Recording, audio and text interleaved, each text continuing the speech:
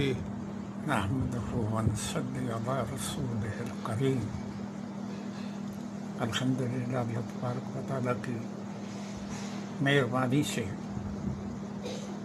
لفظوں کے بہروپ کے سلسلہ میں دوسری قسط کا آغاز کرنے کی توفیق نصیب ہوئی۔ اس قسط میں گزشتہ جو معروضات کی گئی تھی ان میں الفاظ کی بناوٹ، تشکیل، کہ الفاظ کیسے بنے یا کیسے بن سکتے ہیں، ان میں سے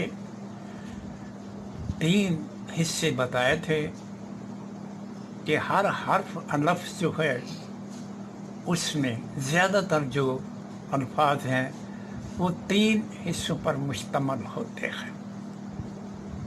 ایک حصہ جو لفظ کے آغاز میں آتا ہے اس کو سابقہ کہا جاتا ہے، جو درمیان میں آتا ہے اسے صرفیہ کہا جاتا ہے، اور جو آخر میں آتا ہے اسے لاحقہ کہا جاتا ہے۔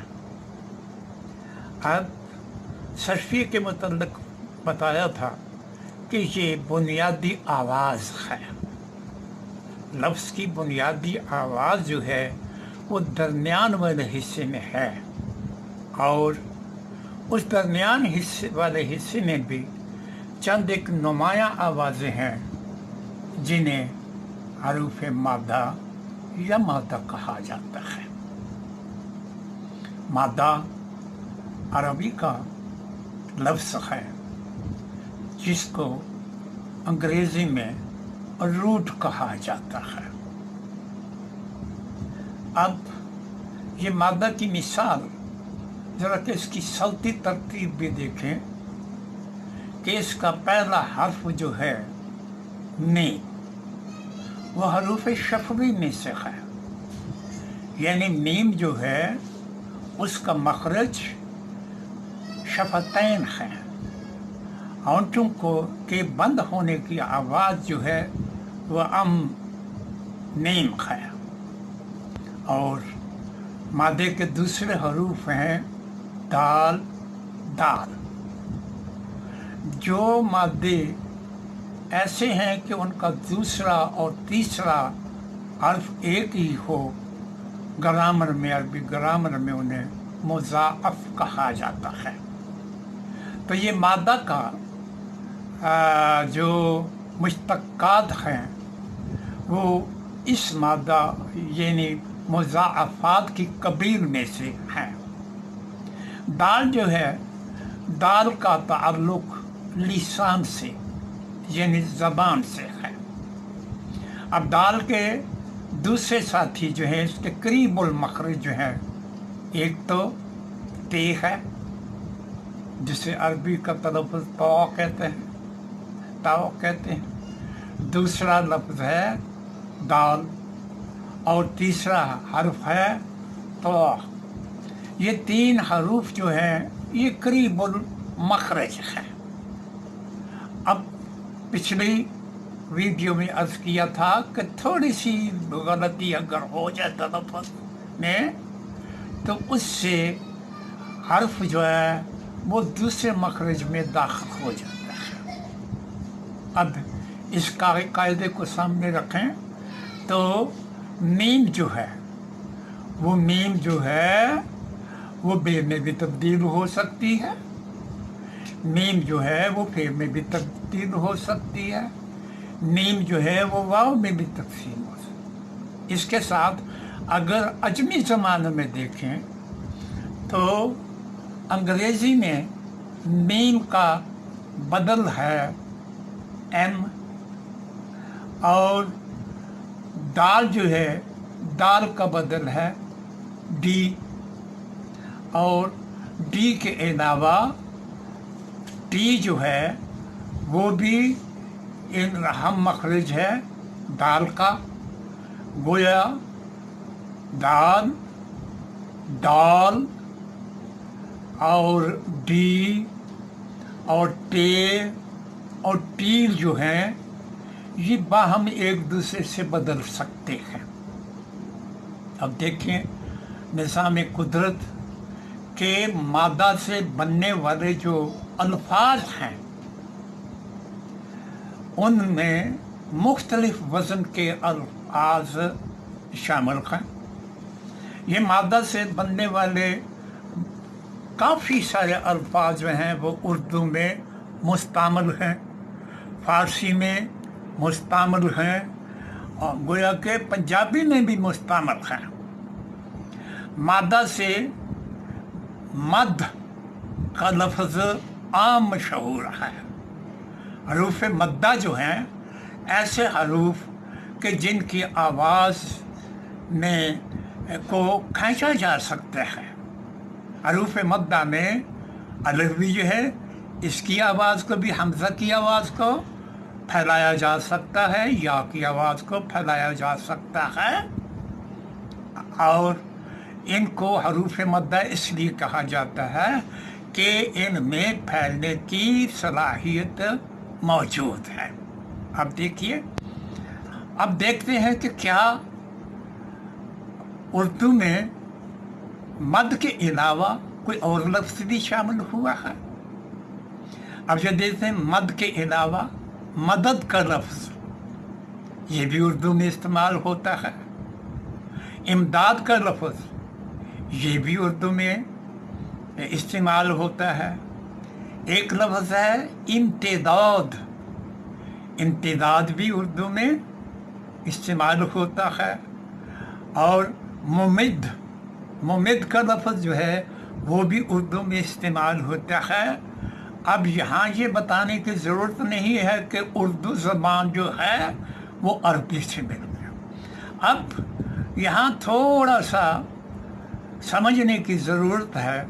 हम जो कहते हैं कि सारी ज़बानें अरबी से बनी हैं, तो देखना ये है कि ये जो मादा नीम दाल दाल जो है क्या हिंदी में और अंग्रेज़ी में भी कुछ अल्फाज इससे बने हुए हैं? जी हाँ। मादा का अंग्रेज़ी बदल जो है वो मैटर है। वो चीज़ जिससे कोई चीज़ तश्कील पाती है उसको मादा कहते हैं। तो मादा जो है इसका मीम दाल दाल बन के NATT ये बना, तो क्या बन गया इससे? नैट। अगर इसको तनवीन के साथ मादातुन कहा जाए तो ये बन जाएगा मैटर, NATTER। ये तो अंग्रेज़ी की एक शक्ल हुई। अब ये है अंग्रेज़ी में अगर लायके लगाते जाएं तो मटेरियल का लफ्ज़ जो है वो भी मादीयून से बना है, उसकी असल भी मादा है। अब देखें हिंदी का लफ्ज़ जो है मट्टी जो है ये असल में हिंदी का लफ्ज़ है। और मिट्टी को मट्टी भी कहा जाता है, ये भी एक तलफ़्ज़ है। और मट्टी के अलावा माटी भी एक तलफ़्ज़ है। अब ये तीनों तलफ़्ज़ हैं आपस में थोड़े थोड़े मुख्तलिफ हैं, मगर मफ़हूम इन तीनों का यही है कि जिस चीज़ से मादी चीज़ों की तश्कील हुई है वो मिट्टी उसको कह सकते हैं, माटी उसको कह सकते हैं, या मिट्टी उसको कह सकते हैं। इसीलिए भाई ज़मीन को हिंदी में माता भी कहा जाता है। अब देखें लफ्ज़ों की आवाज़ों की मुमाशरत और मानी की मुआशरत जो है इस पर भी तवज्जो फरमाएं। हिंदी यानी हिंदू लोग जो हैं वो ज़मीन को माता कहते हैं, और ये माता के अल्फाज भी मानी भी इस मादा के अंदर पाए जाते हैं। मादा से एक तो ये है कि चीज़ों की तरकीब जिनसे होती है, चीज़ें जिससे बनाई जाती हैं। दूसरा ये है कि जो माखज़ होता है उसको भी मादा कहा जाता है। जिस नफ्स से, जिस ज़ात से दूसरी ज़ात जन्म लेती है उसको भी मादा कहा जाता है।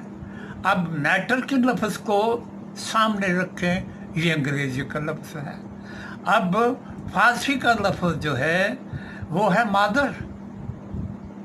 फारसी का लफ्ज़ मादर और मैटर के तलफ़ुज़ में बड़ी कराबत पाई जाती है और माने में भी इसमें कराबत पाई जाती है। इसी तरह संस्कृत में एक लफ्ज़ है मातर। मातर में भी ये मादा के मानी पाए जाते हैं। अब ये जो मैंने थोड़ी सी इश्तिकाकी वजाहत अर्ज़ की है, इसमें देखें मादा जो है, मादा से कितने लफ्ज़ जो हैं वो अरबी में बने हैं। अब जितने लफ्ज़ जो बने हैं उनके अवज़ान मुख्तलिफ हैं। मादा से इमदाद का लफ्ज़ जो बना है वो इफ़आल के वज़न पर बना है, और मदद जो है वो फ़आल के वज़न पर बने हैं। इसी तरह मट्टी का लफ्ज़ जो है वो नीम और टे से बना है। अब नीम और टे जो हैं ये मट्टी के हरूफ़े मादा हो गए। अब मैटर जो है, मैटर में नीम एम टी टी ये उसके हरूफ़े मादा होंगे। और माता जो है, माता में नीम और टे जो है ये हरूफ़े मादा है। अब इनके अवज़ान देखें। अब जैसे गुज़श्ता वीडियो में अर्ज़ किया गया था कि हरूफ़े मादा के दरमियान हरूफ़े इल्लत के इदख़ाल से हरूफ़े इल्लत दाखिल करने से सस्विया तश्कील पाता है। नीम और टे के दरमियान अलिफ का अज़ाफ़ा करने से माठी बना, और इसी तरह नीम टे के दरमियान अलिफ का इजाफा करने से मात, और आखिर में अलिफ का लायका लगाने से माता का लफ्ज़ बना। ये साथ साथ हम जैसे आगे चल रहे हैं बुनियादी कवायद और फिर उनका इस्तेमाल जो है वो बराबर चलता रहेगा। अब जो देखें, जैसे अभी मैंने औज़ान की बात की है, तो औज़ान को हम आवाज़ के या अल्फाज के सांचे कह सकते हैं। जिस तरह ईंटें बनाने का सांचा होता है या टकसाल में मुख्तलिफ सिक्के बनाने के मुख्तलिफ सांचे होते हैं, इसी तरह अल्फाज के भी अपने अपने सांचे होते हैं कि हर लफ्ज़ जो है उसका एक ख़ास सांचा है। इस सांचे को कवायद के लिहाज से वज़न कहा जाता है। हर लफ्ज़ जो है उसका एक वज़न है। वज़न जो है शायरी में बड़ी अहमियत रखता है, मगर शायरी में अल्फाज की तरतीब जो है, जिसे मिसरा कहा जाता है, वहाँ मिसरों के औज़ान जो है उन पर बहस होती है, मगर एटमॉलॉजी में सिर्फ एक एक लफ्ज़ के वज़न पर गुफ्तगू होती रहेगी। जैसे हमने बताया कट, काट, कूट, अब, मठ, मट्टी और मत, माता, मदर और मैटर, मटीरियल अब मट्टी से एक और लफ्ज़ जो है अंग्रेजी का वो ज़हन में आ रहा है। मट्टी जब गूंदी जाए, पानी उसमें मिला जाए कि कीचड़ सा बन जाए, तो अंग्रेज़ी में उसको कहते हैं MUDD, मड, मड कीचड़ को।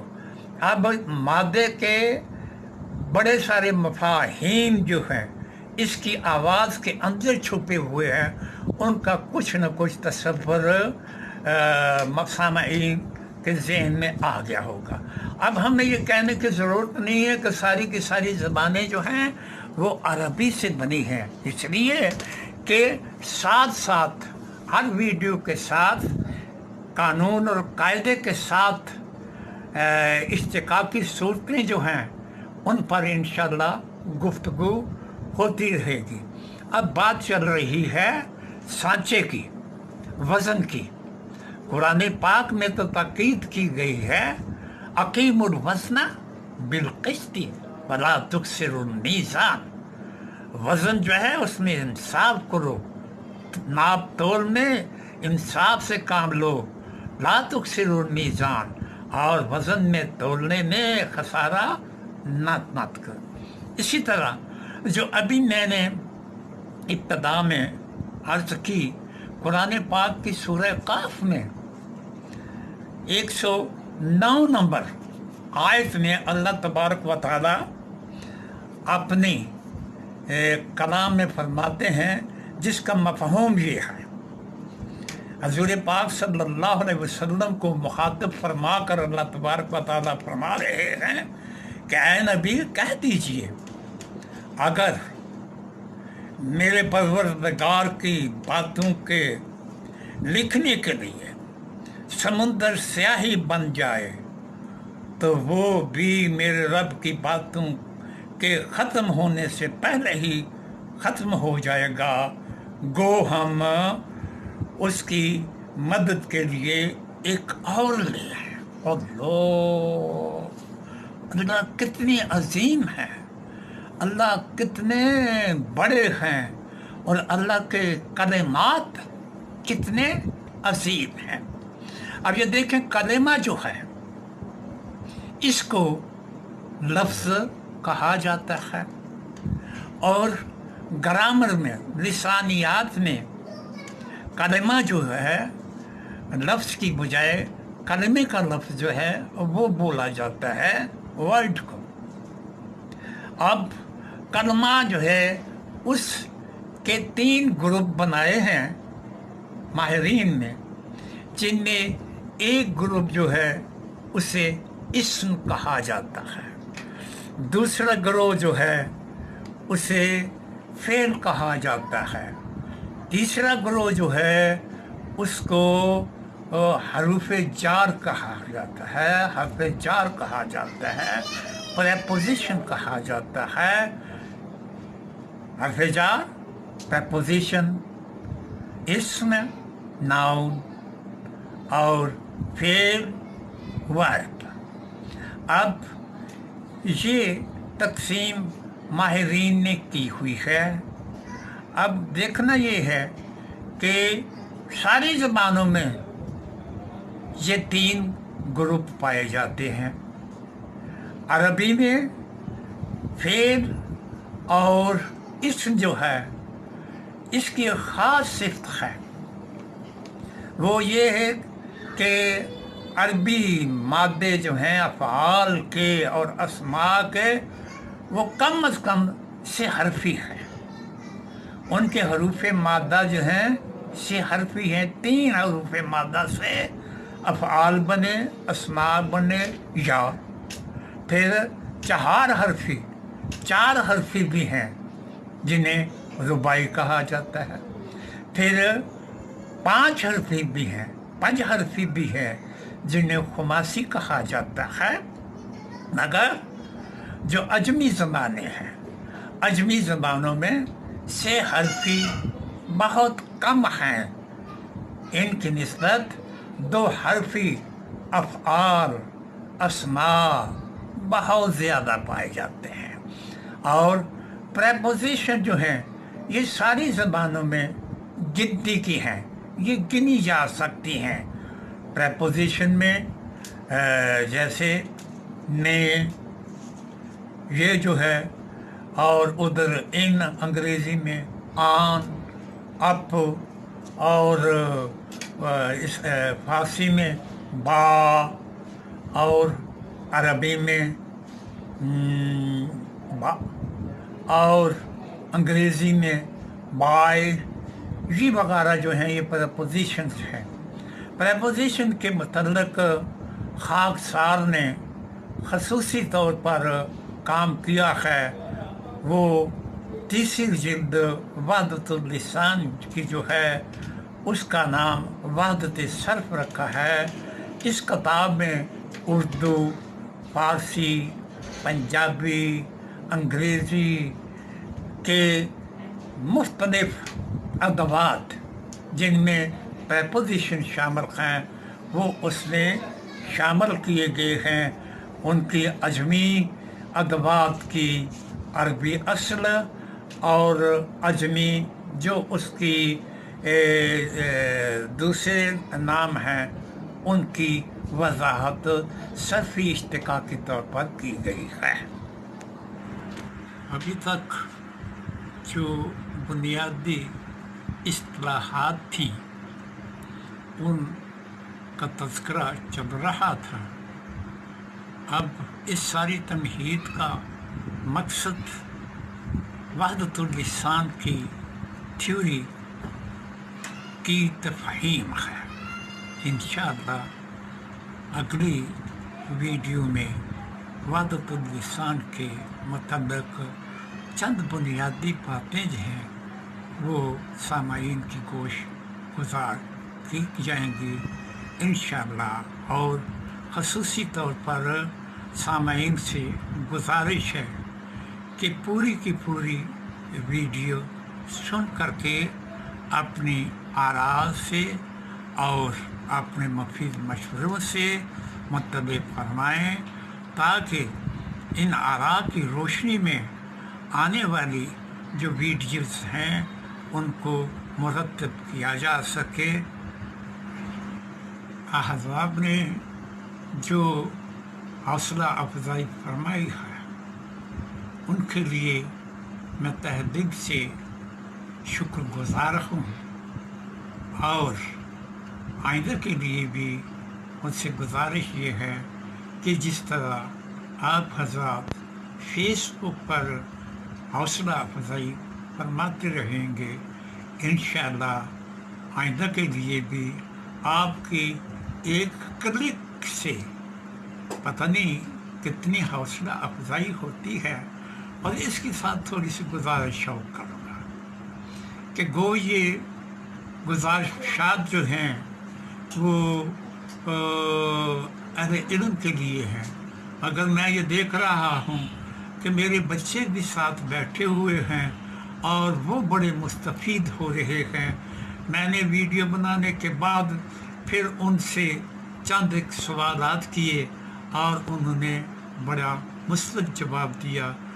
اس لیے میں یہ سمجھتا ہوں کہ جو میری 30 سالہ کاوش ہے، جو محنت ہے، اللہ تبارک و تعالیٰ نے اب اس کا پھل عطا فرمانا شروع کر دیا ہے۔